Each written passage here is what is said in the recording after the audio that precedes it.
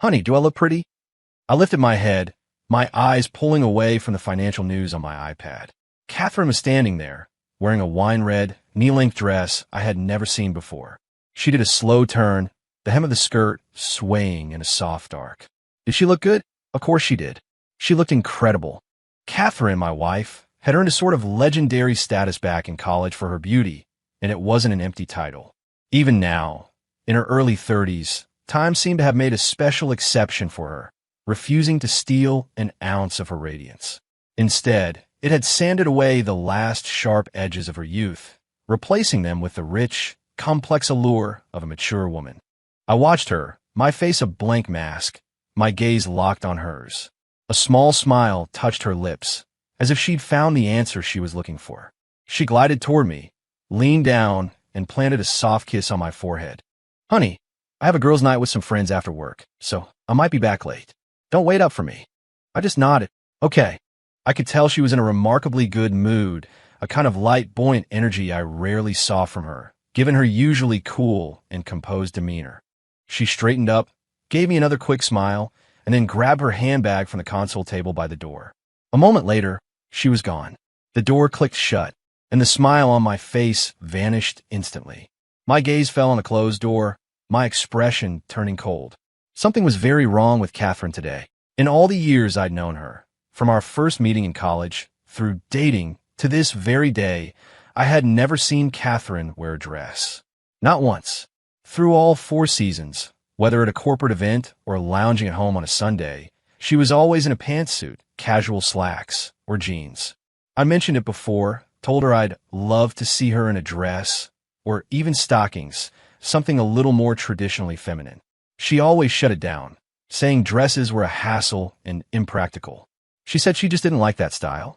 Over time, I'd gotten used to her sharp, efficient look and stopped asking, even though I always thought she'd look amazing in a dress. So why the sudden change of heart today? And that red dress? Who was it really for? Was it truly for a girl's night out? My mind, against my will, drifted back years ago. The first time I saw Catherine Miller was during freshman orientation at Columbia. Amidst the chaotic crowd of new students, she stood out. White button-down shirt, light-washed jeans, no makeup, her hair pulled back in a neat, no-nonsense ponytail. She was frowning at a schedule in her hand. In that single glance, it felt like something had slammed into my chest. She was beautiful, but not in a flashy, attention-grabbing way. It was a clean, sharp, almost crystalline beauty. She rarely smiled, which gave her an air of distance. I was hooked instantly. She was my type, the exact image of the independent, intelligent, and unconventional woman I'd always dreamed of.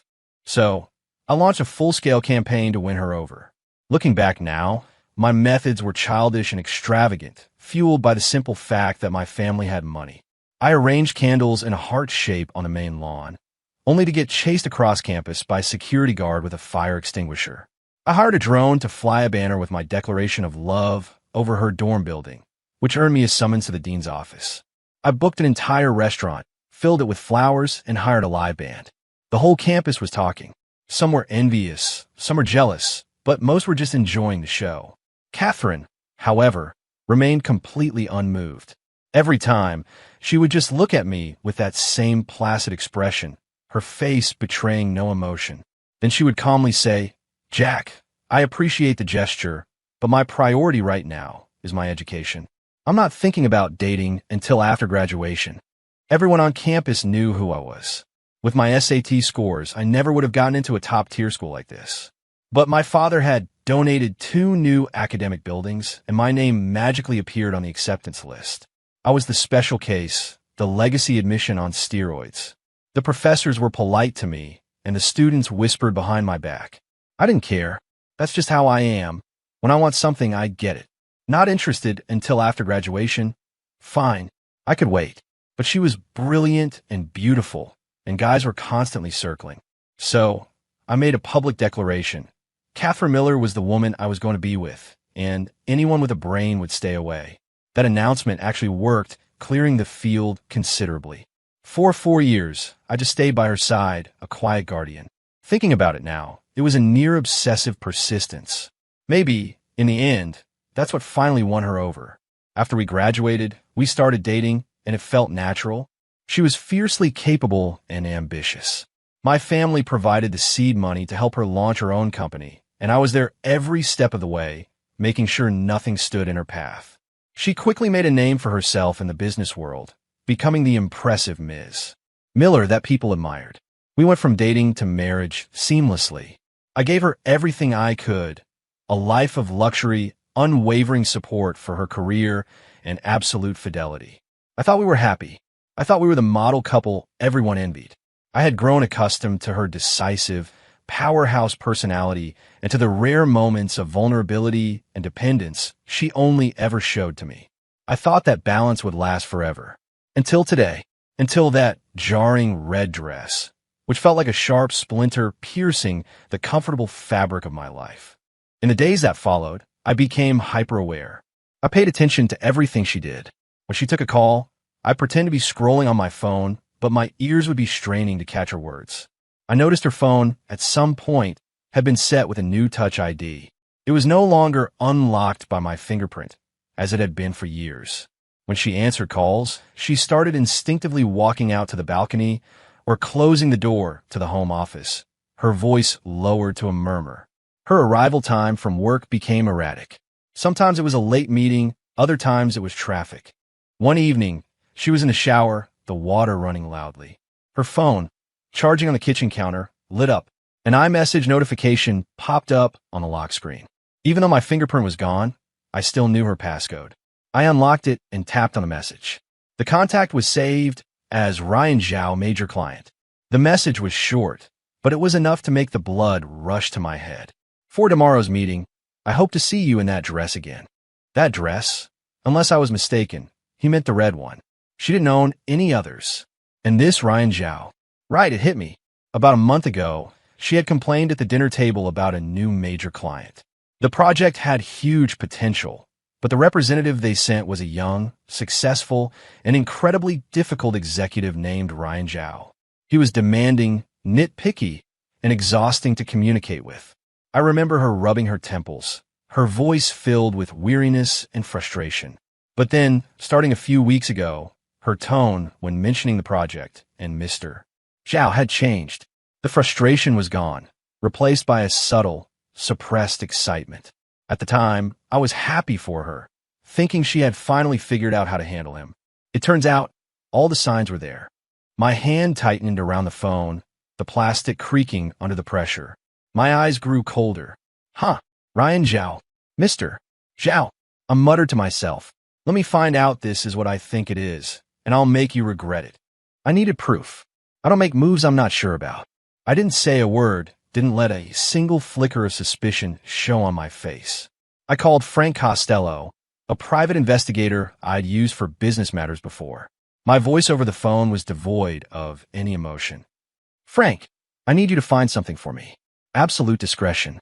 I want Catherine Miller's communications and movements for the past 2 months. There was a brief pause on the other end. Frank was probably surprised, but he was a professional. He didn't ask questions. Got it, was all he said. During the 2 days I waited for his report, I was still the attentive husband, maybe even more gentle and patient than usual. Catherine seemed lost in her own world and didn't notice the change in me. But my eyes never truly left her. I was like a detached observer watching an actress on a stage. I saw her staring at her phone screen, her fingers hovering over the keyboard, the corners of her mouth turning up in an unconscious, gentle curve, a smile that held a girlish shyness. I saw her get flustered by a sudden text message, losing focus during conference call, even nicking her finger while cutting fruit. I saw her come home the next day with an exquisite, unfamiliar bottle of perfume. She spritzed a little on her wrist, sniffed it delicately, and her eyes lit up with a kind of joy. That light in her eyes, it used to shine only for me. When she landed her first major contract, when we were picking out furniture for our first house, on the rare occasions she'd cook for my birthday, her eyes would light up just like that. Now, who was that light for? For Ryan Zhao, for the dress he recommended, for his message saying he hoped she'd wear it. With every new detail I uncovered, my heart hardened a little more. The initial rage and pain were slowly being replaced by a deeper, almost numb coldness. The woman who shared my bed was letting her heart and mind drift to another man, her emotions rising and falling based on his words and actions. The feeling made my stomach turn worse than swallowing bile. 2 days later, Frank's encrypted file arrived in a secure email account I kept. I sat alone in my study, the curtains drawn tight. Taking a deep breath, like preparing for a blow, I opened the file. Frank was a true professional. Inside was a meticulously organized folder. Call logs, screenshots of text message conversations, and over a dozen photos taken from a distance. My eyes were glued to the screen as my fingers scrolled. The call log showed that in the last month, Catherine's contact with one particular number was abnormally high. Calls and texts at all hours of the day, far exceeding the scope of normal business communication. The registered owner of the number was clearly listed, Ryan Zhao. I opened the folder of iMessage screenshots. Ryan Zhao was clearly an expert at this game. His messages weren't crude or overtly flirtatious. At first, they were all about work, mixed with compliments about her talent and perfectly timed expressions of concern. He didn't come across as sleazy or annoying. He had the vibe of a supportive, older brother figure, the kind of guy you'd naturally want to talk to more. Then, as they got more familiar, the messages became more probing. Catherine, the way you shot down my point in the meeting today, your eyes were electric. I was genuinely impressed. Sent, 6:05 p.m., the 15th of last month. I've reviewed the new proposal. The overall strategy is solid, but the details need polishing. How about we discuss it over dinner? I know a fantastic Italian place, very private, perfect for talking things through. Sent, 5:20 p.m., the 3rd of this month. Honestly, a woman as creative, decisive, and beautiful as you is a rare find these days. I'd sincerely like to be your friend. Sent, 3:15 p.m., the 6th of this month. You have incredible charisma, you know? It's just hidden under those formal pantsuits. You have amazing legs, so straight and long. Why do you always wear pants? You should try a dress. It would be stunning. Sent, 4:50 p.m., 6 days ago. That last message was sent the night before Catherine bought the red dress. He had barely suggested it, and she had already taken the bait. Son of a bitch, I hissed at the screen. I was right. I had never been this angry in my entire life. A murderous rage filled me. I'll make them both pay for this.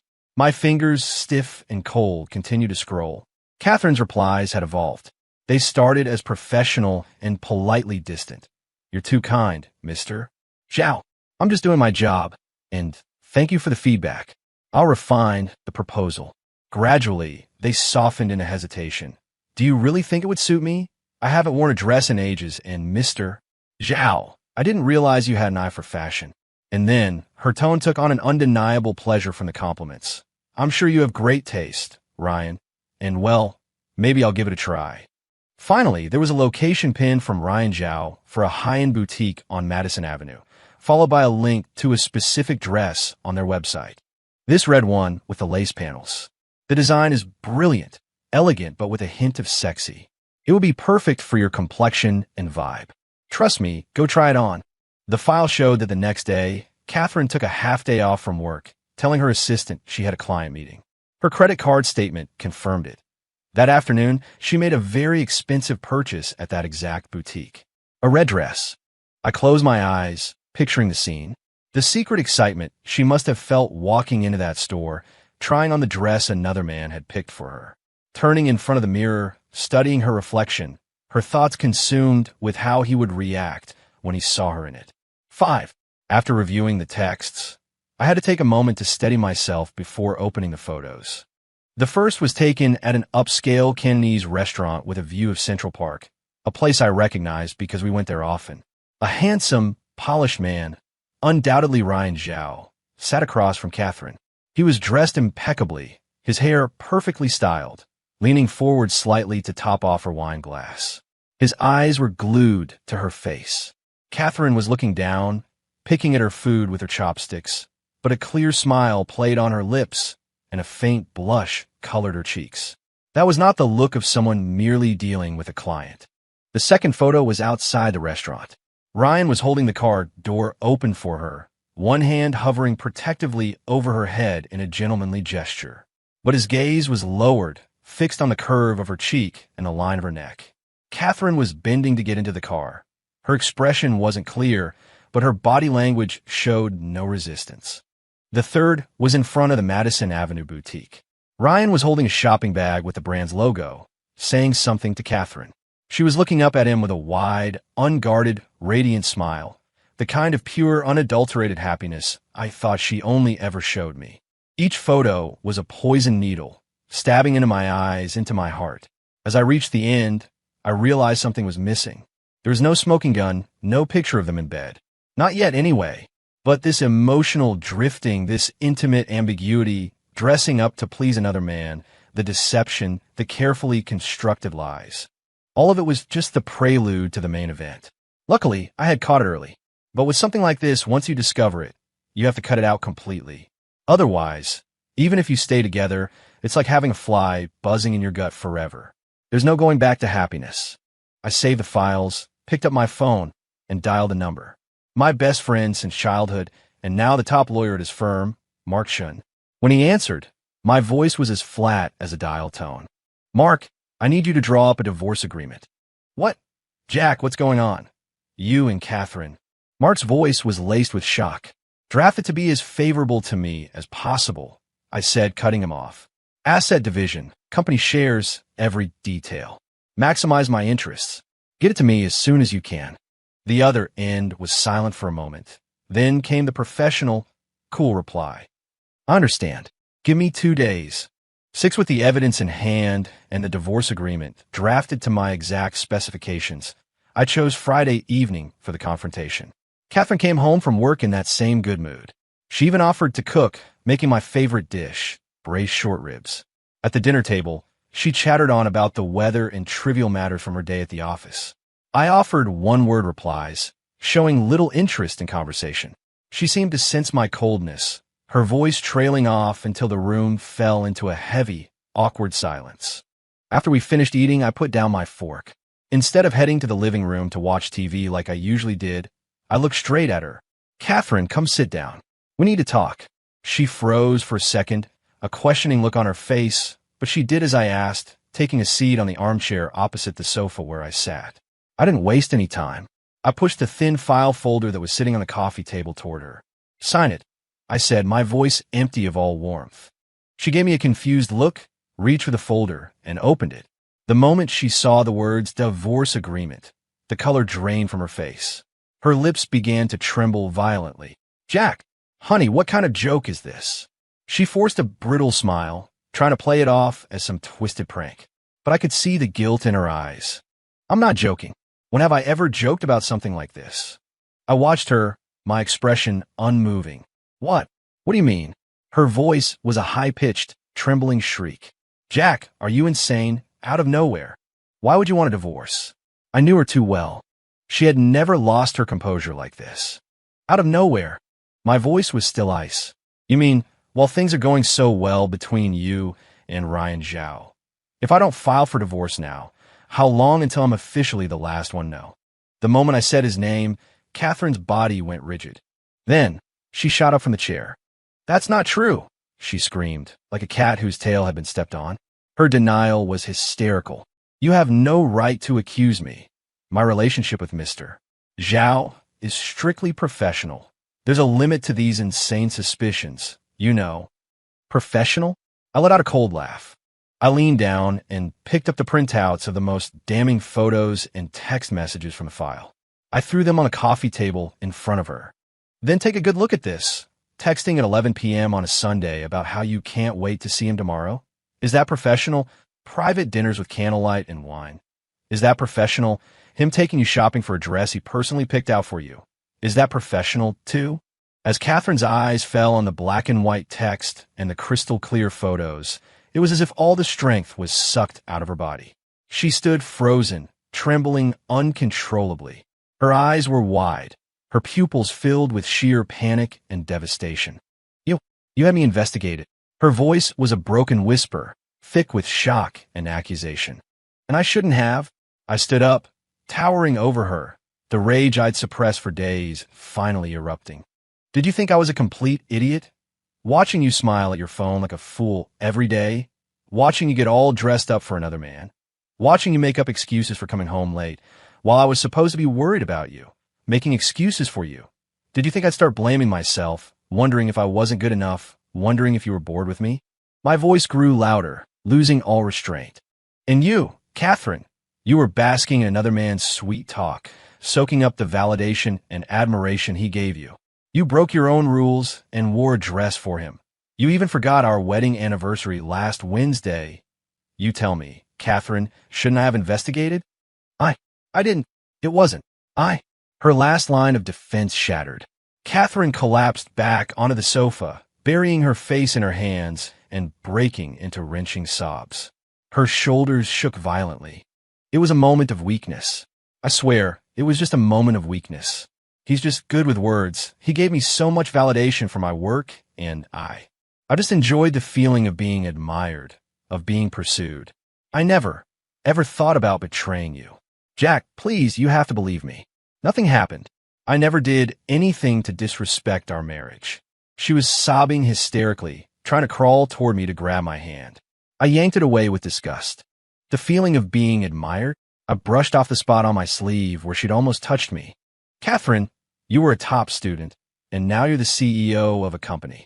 Don't tell me you couldn't see what his intentions were. He says one word, and you run out and buy the dress.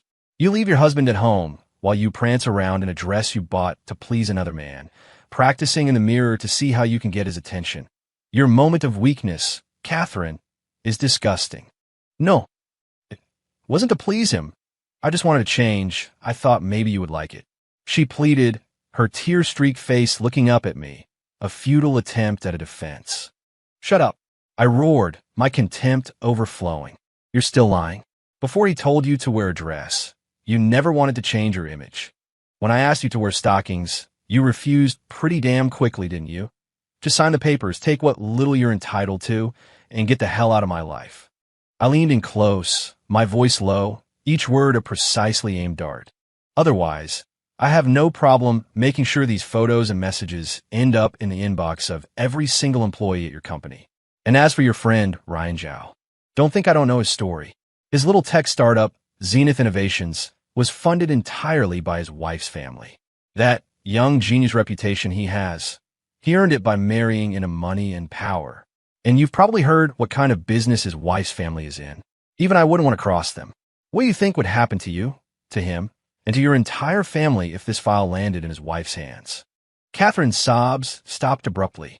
She looked up, her face a mask of pure terror, as if she were seeing a stranger. Her eyes were filled with despair. She finally understood. No explanation, no tears would work. Her actions had utterly destroyed every last bit of trust and love I had for her. A tidal wave of regret and fear consumed her. She slumped from the sofa onto the floor, curling into a ball on the rug, crying without a sound. I didn't give her another look. I grabbed the jacket I'd laid out earlier and walked toward the front door without a moment's hesitation. The divorce was finalized with brutal efficiency, thanks to my unwavering resolve. Buried under the weight of shock and shame, Catherine put up almost no fight, signing the agreement that left her with practically nothing. She got a small condo on the outskirts of the city with low market value and a minor cash settlement. The company shares, our marital home, and the vast majority of our joint assets all went to me. They were mine to begin with. What she received was a severance package for her years of work. While the divorce was being processed, my revenge against Ryan Zhao was already in motion. The file Frank had compiled on him was damning. The man's background was filthy. He'd married into a powerful family with deep roots in the city's real estate development, and his father-in-law had set him up with Zenith Innovations.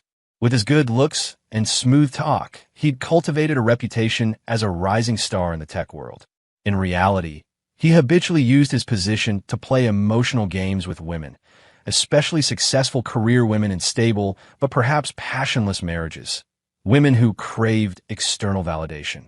He probably saw Catherine as just another target, beautiful, successful, with a husband who was likely too busy to appreciate her. Another easy conquest to feed his ego. He just messed with the wrong husband, and my retribution was more than he could bear. First, I had Frank anonymously deliver a neatly packaged file to Ryan Zhao's wife. It contained irrefutable evidence of his affairs, not just with one woman, but several, and the crown jewel, proof of a son he had with one of them. The wife's family was notorious for being tough and unforgiving. More importantly, she and Ryan had been married for years and were childless. The existence of his secret son was a fatal blow. As expected, his wife exploded.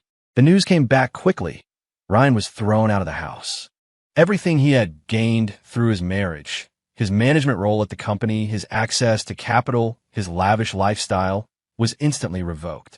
Even more viciously, rumor had it his formidable wife used her family's connections to ensure he lost his ability to ever father a child again.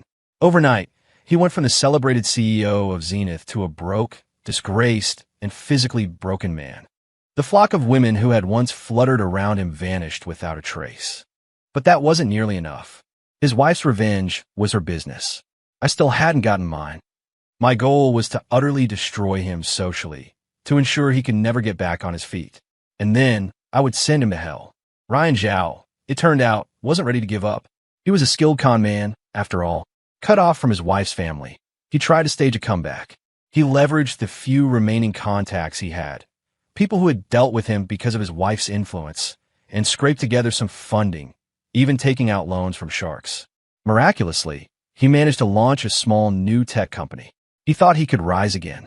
His new company had just landed 2 promising initial projects when I made my move. I used my own business network to approach his new clients. Offering them a far superior deal, I effortlessly poached both of his core projects. His company's cash flow instantly dried up. Next, a stream of anonymous tips began flowing to his competitors, potential investors, and regulatory agencies. The tips contained detailed proof of his past professional misconduct, taking kickbacks, sabotaging rivals, and a full, sordid account of his personal life. This was the kill shot. His carefully crafted image as a brilliant, reliable partner shattered completely. His reputation was toxic. Somehow, he figured out I was behind it. One morning, as I was walking into my office building, a figure darted out from the side and dropped to his knees right in front of me. "Mr. Peterson, Jack, sir, I know I was wrong. For the love of God, please, just let me live. Please." He was a grown man, kneeling on the pavement and wailing, completely oblivious to the stares of passers-by. It took me a second to recognize him through the dishevelment. Ryan Zhao. The refined suits and smooth demeanor were gone. He was wearing an expensive suit, but it was rumpled and stained, clearly unwashed for days. A sour smell hung about him. Well, I said calmly. If it isn't the city's celebrated young genius, Ryan Zhao, what happened to you? Rage flickered in his eyes, but he quickly smothered it. It was all my fault, and he knew it. Most of his funding was from loan sharks. With his projects gone, the deadlines for repayment were looming, and his life was on the line. But he kept his face plastered with a pleading, pathetic smile. "Sir, you're joking. It was all my fault. I was blind. I was an idiot. You're a bigger man than me. Please, just give me a break." "I could do that," I said thoughtfully, "but I have a condition." "Anything. I'll do anything," he blurted out, so relieved he started knocking his forehead on the pavement. "You have a thing for dresses, right?" I said, my voice light and casual. "If you can put on a dress and run the entire perimeter of Manhattan, I might consider it. And a pair of black stockings would really complete the look." He looked up, his face a mask of horror and humiliation. He used to be somebody in this city, and running the perimeter of Manhattan, that would take days, maybe over a week. "Sir, isn't that a bit?" he stammered, hoping I'd offer something else. "If you find it too difficult, then forget it. I wouldn't want to force you," I said, turning to walk into my building. Once that door closed, he knew he'd never get another chance. "Okay, I'll do it," Ryan choked out, his face crimson with shame. "I'll do it right now. I hope you're a man of your word." Fearing I'd changed my mind, he scrambled to his feet and ran off. I had my assistant hire a dozen live streamers. For the next 2 weeks, they provided 24/7 coverage of Ryan Zhao, dressed in a woman's dress and torn stockings, jogging along the West Side Highway, through the Bronx, and down the FDR Drive. As for Catherine, it was only after the divorce that she truly understood how good she'd had it. She had lost the man who had provided her with a life of unconditional support and stability. She had lost the marriage and home she had spent years building. Living on her meager settlement in that small condo, she took a job nearby. Every night, coming home to the empty apartment, she was haunted by memories of the warm, beautiful life she had thrown away, and she cried herself to sleep. When she heard about Ryan Zhao's sordid history and his secret child, she finally saw him for what he was, a hollow man, a gilded fraud. She compared the slick, manipulative man who had charmed her with his empty words to the powerful, decisive man she had been married to, and she realized Ryan couldn't measure up to a fraction of me. She started trying to contact me obsessively. I blocked her number, so she called from new ones. When I'd accidentally answer, all I heard was her choked sobbing. "Jack, I know I was wrong.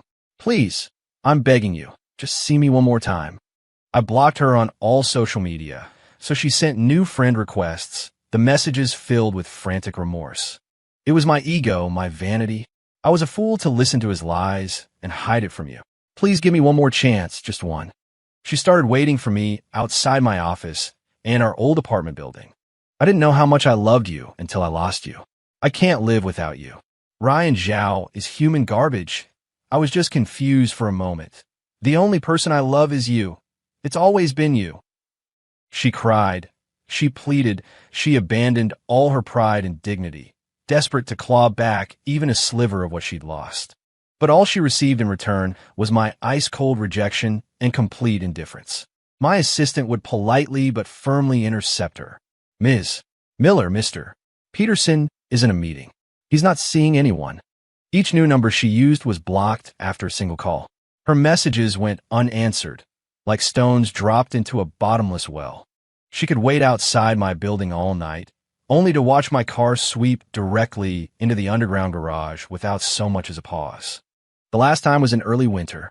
A freezing rain mixed with sleet was falling. She waited outside my condo building for 4 hours, soaked to the bone, shivering violently. When she finally saw my car approaching, she threw herself in front of it, pounding on the driver's side window. The window slid down an inch, revealing my motionless profile. "Jack," she stammered, her lips purple from the cold, rain and tears mixing on her cheeks. "Can you just give me 5 minutes? I need to talk to you." "Catherine," I said, my voice colder than the winter rain, cutting her off. "We're finished. Your tears, your regret, they mean nothing to me now. They're just pathetic." The last spark of hope died in her eyes. "What you did destroyed my ability to trust you," I continued. "Even if it wasn't Ryan Zhao, who's to say there wouldn't be a Tom, Dick, or Harry next? So don't ever show up in front of me again. Leave yourself with the last shred of dignity you have left." With that, the window slid shut, sealing her out, a miserable, rain-drenched figure of despair. My car didn't hesitate as it descended into the garage, disappearing from her sight. Catherine collapsed onto the cold, wet pavement, her wails lost in the storm, knowing she could never win back the man who had once held her in the palm of his hand. Inside the car, I rubbed my temples. I felt a wave of exhaustion, but beneath it, there was a profound sense of peace and relief that comes from making a clean break with the past. By the time Ryan Zhao finished his run, he found the loan sharks waiting for him at the finish line. They bundled him into a car. Inside, he saw his illegitimate son sitting there. The shock of it all was too much, and he passed out. A year later, I was driving to a hotel I'd booked, a beautifully wrapped gift sitting on the passenger seat. It was for Chloe. Chloe Vance was a brilliant and independent designer I'd met when she represented a partner firm on a project. I met her at an industry gala. Her bright, confident energy was a stark contrast to the gloom that had been hanging over me. After the event, we ended up talking for hours. From there, things just naturally developed. She knew I was recently divorced, but never pried. Instead, in her own way, she slowly chased away the last shadows from my heart. She would drag me to try new restaurants, take me to obscure but fascinating art exhibits, and show up at my office late at night with a thermos of homemade soup, making sure I ate and rested. Being with her, I felt a lightness and happiness I hadn't felt in a long, long time. On the day Chloe and I got married, we threw a huge wedding. A mutual friend of mine and Catherine's brought a gift box. Catherine's been diagnosed with severe depression, our friend said in a low voice. She was hospitalized a while back. Before she went in, She made me promise to give this to you. I looked at the elegantly wrapped box and paused for a few seconds. Thanks, I told him. I appreciate you bringing it. After he left, I didn't open the box. Whatever was inside was meaningless to me now. The past belongs in the past. I tossed it onto the large pile of other wedding gifts without a second thought. I turned and looked out the window. The sun was shining. Across the lawn, Chloe was laughing with her friends, her white wedding dress making her glow. I took a deep breath and walked toward her. My life was here now. Our new life was just beginning.